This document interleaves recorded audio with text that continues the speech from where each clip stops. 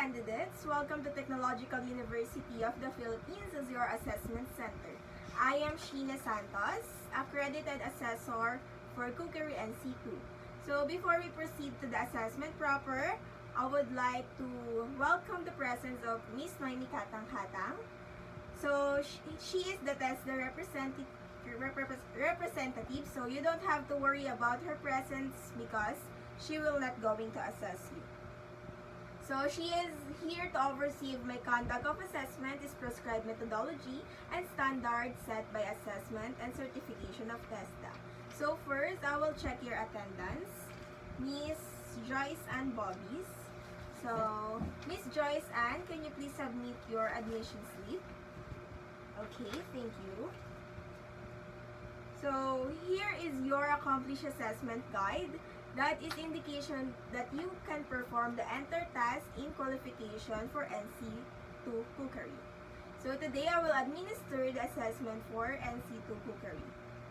So, the purpose of this assessment is to check the level of your competency enumerated in qualification for bread and pastry, production, and C2 qualification.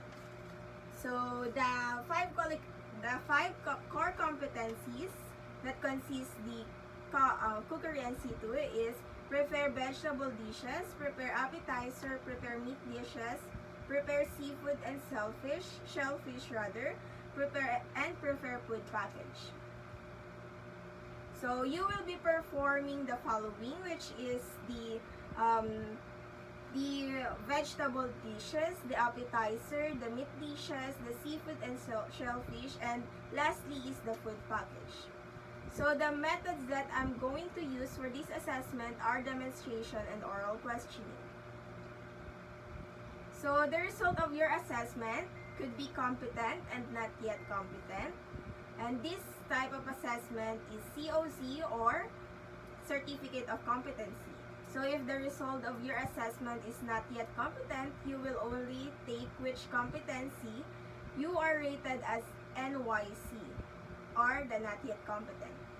And what you need is to practice and review your module. If you are confident enough, you need to apply the reassessment at assessment center.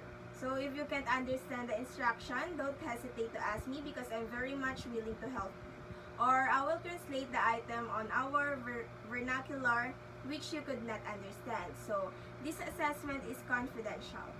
I and you and the personnel inside of this assessment area are kept the result confidential. So if you are not conforming with the result of your assessment, you are free to write an appeal to the provincial office addressed to the provincial director.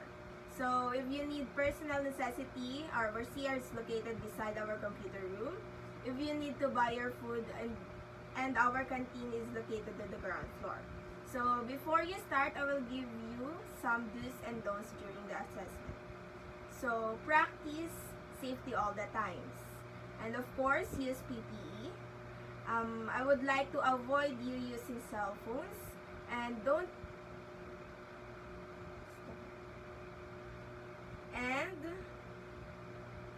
just for a while.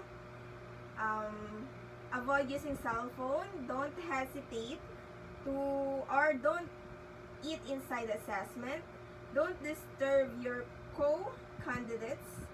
So that's the do's and don'ts.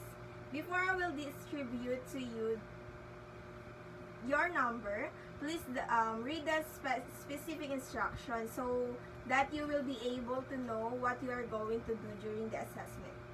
So I will distribute to you now your number and the question or clarifications. Okay, if none, here are your numbers. So candidate 1 to 10, number 1. Okay, number 1.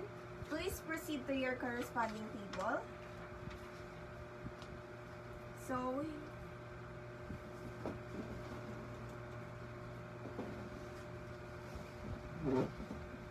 So here are the materials and tools, equipment, and ingredients that you will be need for the cooking. So I will give you 3 hours to finish your task. Please put your output in the presentation table on your designated number after your demonstration. I will ask questions related about your demonstration, and after that, I will give the feedback. While you are performing the task, I will observe you using rating sheets. This one. So, again, remember safety first. You may start now.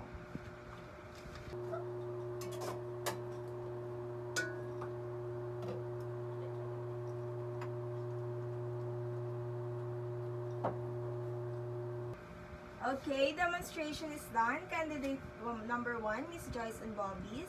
Please proceed to the feedbacking area and rest, please. Wait at the waiting area. Okay, candidate number 1. Please sit down. How's your assessment? Fine. Okay, since you are done with your demonstration, I will give you first question to know your underpinning knowledge. So, why do we need to wash and sanitize tools and materials before baking? To avoid food contamination. Okay, very good. So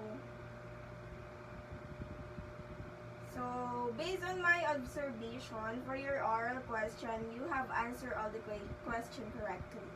So, based on your demonstration on 4 projects, the cooking, the texture of the taste and the texture, the physical appearance of your food is good, and I know that there is a lot of difficulties that you've experienced, I guess. So, despite of that difficulties, you have a good output. So, congratulations for that. So, that's all for our assessment. So, I will now announce that you are competent to our competency qualification. So, thank you, Miss Joyce and Bobbies.